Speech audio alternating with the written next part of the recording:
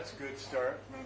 And anyway, oh yeah, just for the record, Susanna and I have been friends for over 10 years. Yeah. We met when we did Body Jam together. Yeah.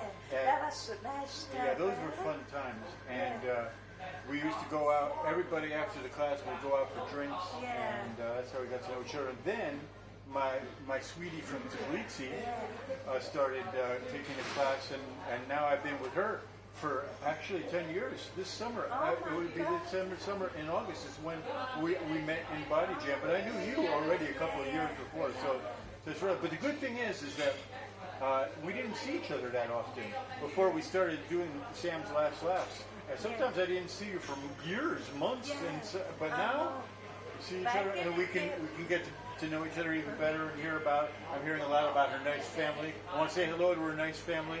Hello.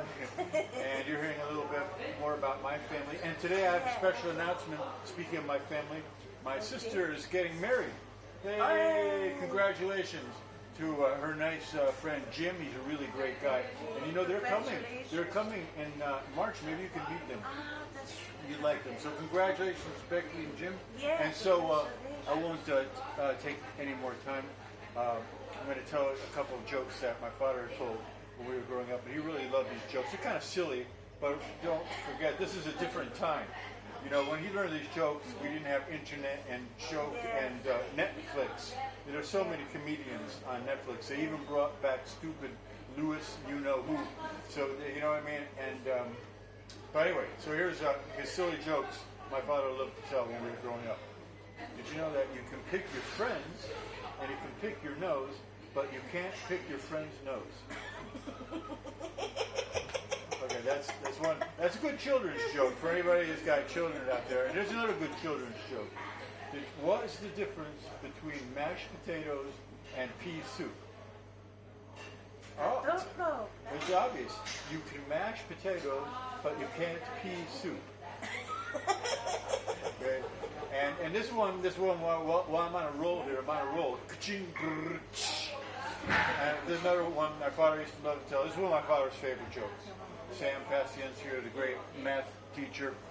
Anyway, he would say that. One time there was a guy, and he was about to be married, and he never had sex before. And so he was really worried about what was going to happen their first night together.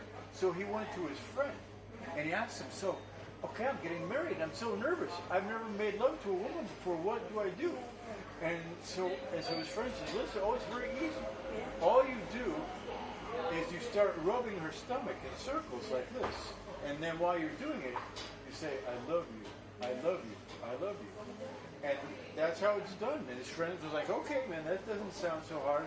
So they get married, and then they're on their honeymoon, and they're all alone together. This is the first big night together. And so he starts rubbing her stomach like in circles, saying, I love you, I love you. And his wife says, lower.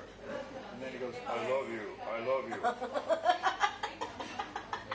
That's it. Yeah, my father was a really great pleasure in telling. I still think of it. When somebody says lower, I just think of it. So, okay, lower. But anyway, that's that was a good one also.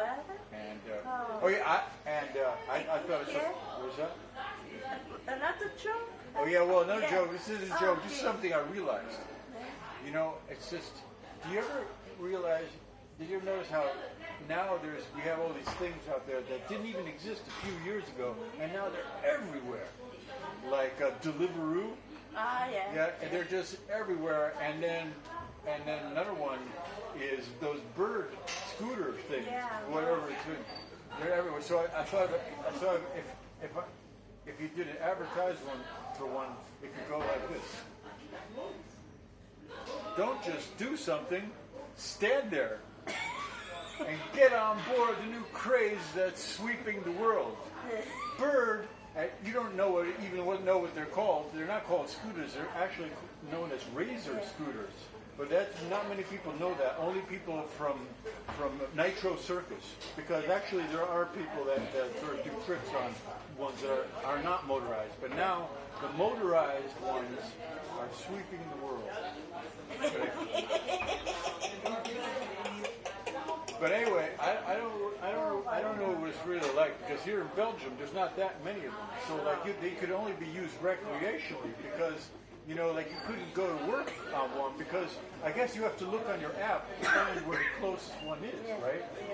And so if there's not one close or somebody else could take it, you could say, "Oh, I'm sorry, I was late to work today, but I looked on internet to see where a bird was, but right before I got it, somebody else got it. I said, hey, please, I got to get to work." The guy said, me too. Hey. But anyway, in the States, in the paper, it said in some cities, there's so many of them, there's piles of them. And it said that don't park your bird near the river because kids like to throw them in the water. Really bored juvenile delinquents. But anyway, so I guess that's enough laughs for today. Yeah. And but wait a minute, one more thing. As long as I got you on the line, we're getting so few views. But well, it doesn't really matter, because like I said, it's kind of sad. But our clips are being swept into the dark corners of the World Wide Web. But it doesn't bother me. You know why? Because the whole universe loves me. Wow. So who needs views? But I wish we could get just a few views. Okay, thank you. Take care, guys. Bye. Oh, I love. That was a long one.